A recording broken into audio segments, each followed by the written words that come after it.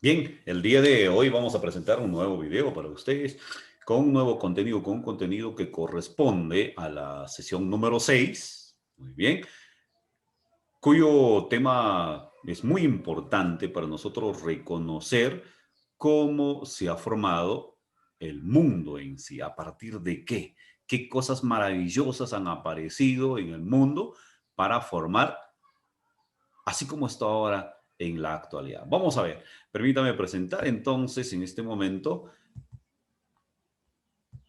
nuestro propósito del día de hoy. Como siempre, empezamos con mucha alegría con ustedes, los alumnos de segundo de secundaria, muy bien. Nuestro propósito es entonces identificar y conocer cómo ha ido evolucionando el descubrimiento. Ajá, el descubrimiento del átomo.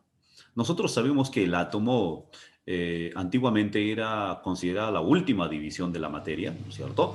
Pero a medida que iba yendo los estudios, iban participando los científicos diversos de diferentes países, pues iban descubriendo que aparte del átomo había unas llamadas partículas subatómicas, divisiones más pequeñas del átomo, a los cuales se los llamaba los electrones, los protones y los neutrones, por ejemplo, ¿no es cierto? Entonces, basándose en ello, nosotros ahora podemos trabajar de una manera correcta. Bien, entonces vamos a presentar nuestro tema del día de hoy, teorías y modelos atómicos. ¿Por qué llamamos teorías? Porque son aciertos realizados o ejecutados u obtenidos a través de experimentos, a través del resultado de diversos experimentos realizados en algún momento en la búsqueda del estudio del átomo. ¿Qué significa átomo? Podemos considerar que deriva de dos voces, a y tomo, ¿no es cierto? A, que significa sin, y tomo, división. Entonces, átomo significa algo que existe pero sin división. ¿Mm? Entonces, y cuando hablamos de modelos atómicos o teorías atómicas, nos referimos a la presencia de diversos científicos, los cuales cada uno han dado su aporte científico para nosotros verificar cuál de ellos es lo más importante y pues entre todos dar un resultado positivo y una explicación ahora a cada uno de las personas que desean conocer, ¿no es cierto? Por eso nos dice que se conoce como modelos atómicos a las distintas representaciones gráficas de la estructura y funcionamiento de los átomos. Muy bien. Y dentro de ello, nosotros tenemos diversos personajes que han participado, como les vuelvo a decir, científicos desde la antigüedad, desde antes de Cristo, más o menos 450, 453 años antes de Cristo, aparecen los primeros científicos por naturaleza, científicos por naturaleza, ¿no es cierto? Porque hay otros que son científicos por motivo de estudio, científicos por naturaleza, como por ejemplo Demócrito y Leucipo, Demócrito y Leucipo, quienes tienen la primera idea sobre un átomo. ¿Qué es lo que consideran ellos? ¿Qué es lo que considera Demócrito? Demócrito considera al átomo como un cuerpo duro y macizo, un cuerpo incompresible. Incompresible. ¿Qué quiere decir incompresible? Que no podía deformarse por ningún motivo. No podía dividirse en ningún momento. Por eso nos menciona acá, las principales características del modelo atómico de Demócrito son los siguientes, me dice. Los átomos son eternos, eso es lo que consideraba Demócrito. Son indivisibles, homogéneos, como si sería una sola sustancia, una sola masa. Incompresibles, que no se podía deformar. E invisibles. Eso de hecho, ¿no es cierto? Porque son cuerpos microscópicos. Los átomos son diferentes solo en su tamaño y forma. pero no en sus cualidades internas. Quiere decir que todos los átomos en su forma interna, en su composición o estructura interna, pues son todos iguales. Solamente lo que es diferente es en la forma y tamaño. Eso es lo que nos dice Demócrito. Las propiedades de la materia varían dependiendo de la agrupación de los átomos. Podría aparecer ahí la forma o el tamaño, dependiendo de la agrupación. A esta teoría, Demócrito le considera con el nombre de teoría atómica del universo.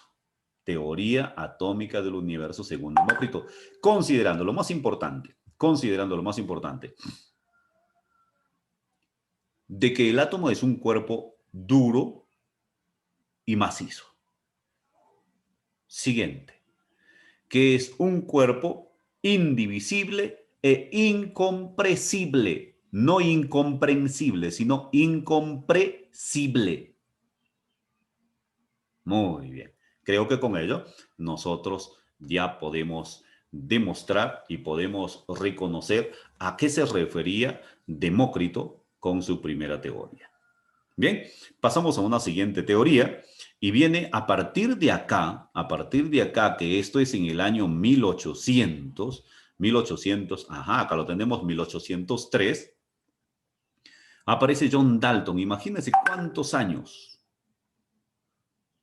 Me dice acá el Demócrito, 450 años antes de Cristo.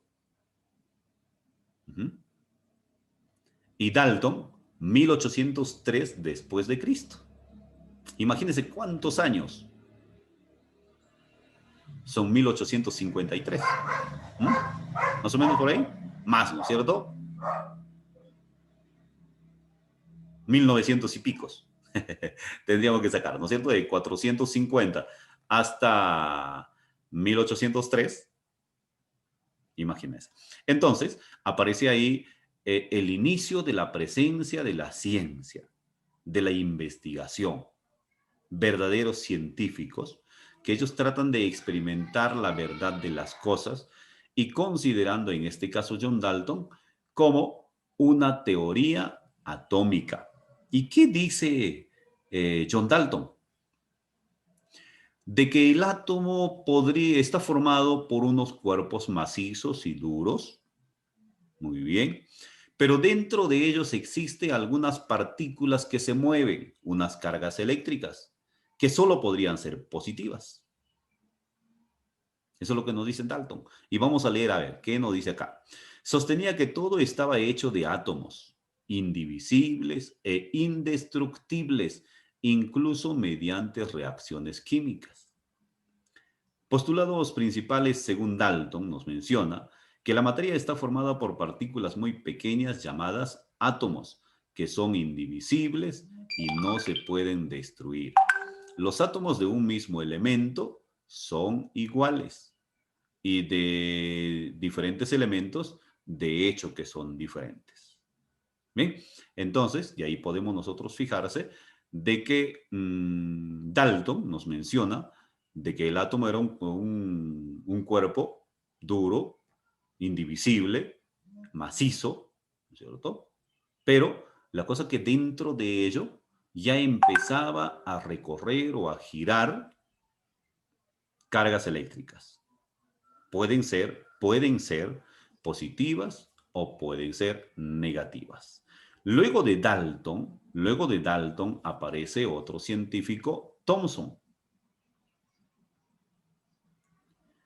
el cual considera de que la estructura interna de un átomo estaba conformado ya por partículas o por cargas eléctricas, pero que ya estaban en movimiento. Mientras Dalton que decía que de que esa carga eléctrica ya sea positiva o negativa, pero estaba en reposo. En cambio, Thomson dice de que esas cargas, sea positiva o negativa, que se intercruzaban entre ellas, ya estaban en movimiento. Por eso que a las cargas positivas, él lo menciona como protones, y a las cargas negativas los llama electrones. Vamos a ver qué es lo que menciona Thomson. Asumía que los átomos estaban compuestos por una esfera de carga positiva y los electrones de carga negativa estaban incrustados en ella, como las pasas en el budín. Ahí que Thomson menciona a su modelo atómico como el modelo de pudín de pasas. No se menos como un panetón, ¿cierto? Un panetón. Quiere decir que dentro de esta masa, dentro de este panetón, estaba intercruzados o intercalados una cantidad de cargas eléctricas. ¿Mm? Entonces, este fue descubierto y el encargado también de descubrir la presencia de los electrones dentro del átomo, considerando de que los electrones se intercruzaban dentro de los polos positivos. Esto fue en el año de 1987. Muy bien, pasamos a otro personaje tan importante, otro modelo atómico, y en este caso tenemos el modelo atómico de Rutherford. ¿Qué me dice Rutherford? Miren, seguimos todavía con las cosas pequeñas de las cosas, ¿ya? De la materia, de un cuerpo que existe. Para Rutherford, él descubre ya un modelo atómico llamado el modelo planetario, sistema planetario. ¿Qué es lo que dice él? De que en la parte central de un átomo existe un núcleo y todo lo sobrante tiende a girar alrededor de ese núcleo. Eso es lo que me menciona Rutherford. Quiere decir que nuevamente esas cargas positivas y negativas ya no están girando desordenadamente, sino en una forma ordenada y alrededor de un núcleo. Mire, que cada científico está agregando un poquito más a las ideas anteriores. Y entonces Rutherford me dice, el átomo era un sistema planetario de electrones girando alrededor de un núcleo atómico pesado y con carga eléctrica positiva. El átomo posee un núcleo central pequeño con carga eléctrica positiva que contiene casi toda la masa del átomo. Y dentro de ello, pues podríamos considerar nosotros, como habla de masa del átomo, existe la presencia de protones, electrones y neutrones. Muy bien, tenemos hasta ahí entonces nuestro siguiente científico que nos regala este nuevo modelo atómico llamado el modelo planetario. Continuamos. Modelo de Bohr. Esto es lo más importante. Esto es lo más importante. Niels Bohr propone este modelo para explicar cómo podían los electrones tener órbitas estables o niveles energéticos. Bohr presenta ya la presencia de niveles de energía para que puedan girar alrededor del núcleo. ¿Bien? Entonces, ¿qué es lo que menciona? De que cada electrón que gira alrededor de un protón, alrededor del núcleo, porque el núcleo está cargado de protones de carga positiva, cada electrón en este caso tiene un valor, o cada órbita. Nosotros nos hemos fijado, por ejemplo, en el sistema planetario solar, similar a lo que menciona Rutherford, en el sistema planetario, nosotros nos damos cuenta de que el centro es el Sol y alrededor giran tantos planetas, ¿cierto? Entonces, en este caso de Bohr, también él menciona de que ya no existe una o dos cargas negativas que giran, sino existe más. Miles de millones de cargas negativas que giran alrededor de un núcleo. Pero específicamente, él especifica de que alrededor del núcleo giran y se produce 7 orbitales. 7 orbitales, a los cuales él los denomina como niveles de energía. ¿Y cómo están representados estos niveles de energía? Pueden estar representados a través de letras o a través de números. Si es a través de letras, por ejemplo, tenemos K, L, M, N, O, P, Q. Es lo que puso. Nosotros no podemos cambiarlo. Desde K hasta Q. Y es en parte, si es en parte numérica, pues desde el 1 hasta el 7. Pero hay que identificar muy bien de que cada órbita o nivel de energía tiene una cierta cantidad de electrones. Miren, le voy a mencionar en el dedo, son 7. K, L, M, N, O, P y Q. ¿No es cierto? Miren, la cantidad de electrones que tiene que los regala cada uno. 2, 8, 18, 32, 32, 18 y 8. ¿Mm? Lo mencioné de esa manera. Muy bien, ahí lo tenemos. K, L, M, N, O. Vamos a colocar ahí estos dos. P y Q, ¿no es cierto? Para que no se confunda. Entonces, los regala electrones. 2 electrones, 8 electrones, 18 electrones, 32 electrones, 32 electrones, y vamos por acá lo que sobran, 18 electrones de nuevo y 8 electrones. Imagínense que ahí lo tenemos, cada nivel de energía con sus electrones. Pero aparece otro científico seguidamente, el cual menciona de que este modelo atómico le falta algo, le falta sostenerse en algo. Por lo tanto, se debe de proponer de que estos niveles de energía no pueden funcionar solas. Ellas pueden funcionar con unos llamados subniveles de energía. ¿Pero cómo? ¿Pero cómo? Subniveles de energía. Tratando de hacer giros determinados. Y lo vamos a ver. Y lo tenemos por acá. Sommerfeld. ¿Mm? Ahí aparece Sommerfeld. ¿Y qué dice? De que no. No, según Bohr, no pueden solamente, o según Bohr decía de que están los niveles de energía, pero Sommerfeld dice de que no solamente pueden aparecer niveles de energía en el núcleo, sino también pueden aparecer los subniveles de energía. Y a estos subniveles de energía los considera 4, nada más. No se olviden, niveles de energía son 7, subniveles de energía son 4.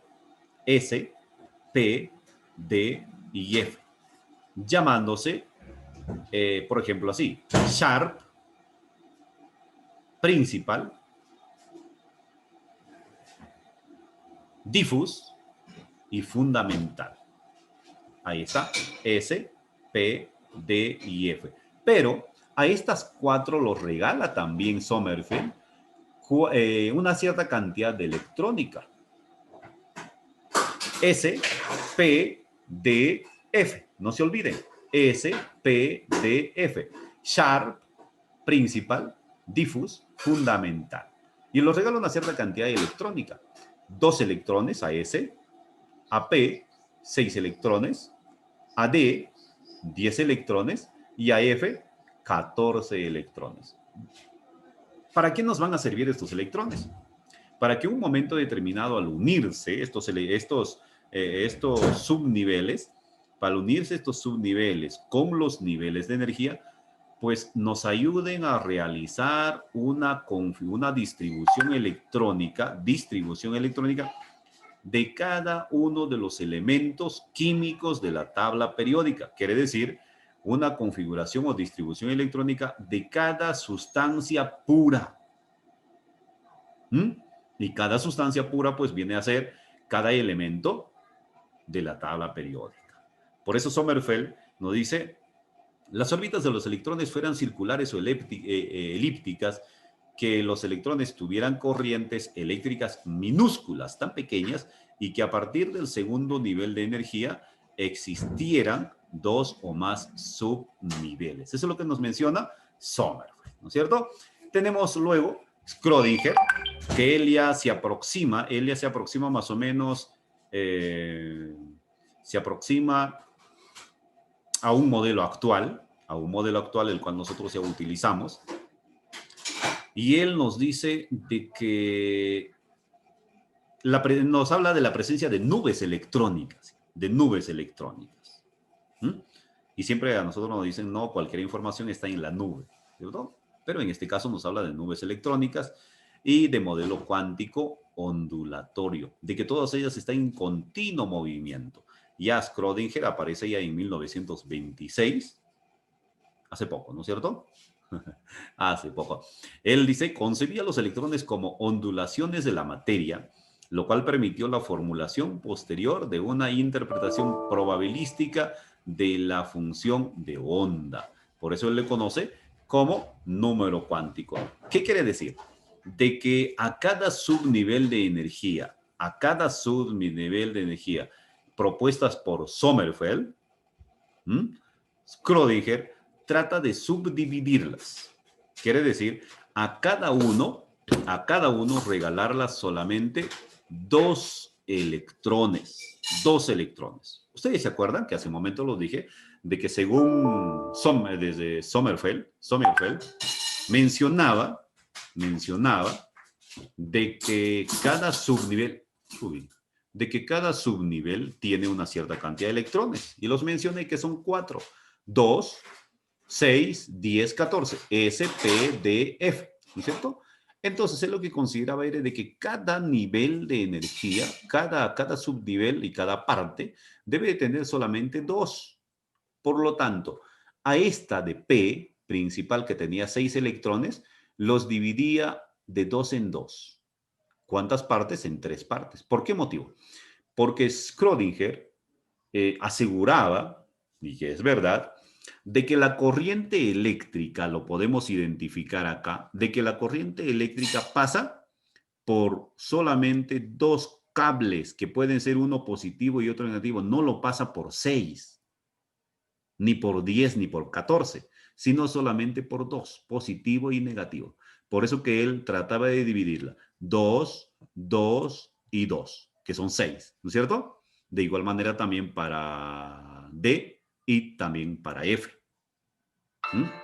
Bien, entonces, en este caso nosotros podemos tratar de identificar cada cosa que se nos presente en nuestro documento. Bien, pasamos a la siguiente parte y tenemos un modelo atómico actual. En este modelo atómico actual, pues ya participa Schrödinger aproximadamente en 1920, ¿no es cierto? En 1920.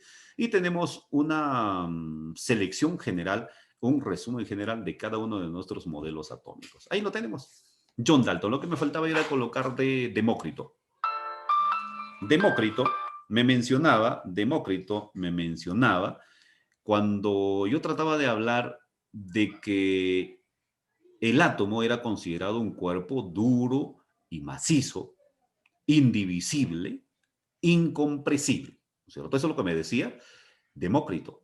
Dalton, en cambio, Dalton ya no me habla de incompresible, sino me dice de que es un cuerpo, sí, duro, macizo, indivisible.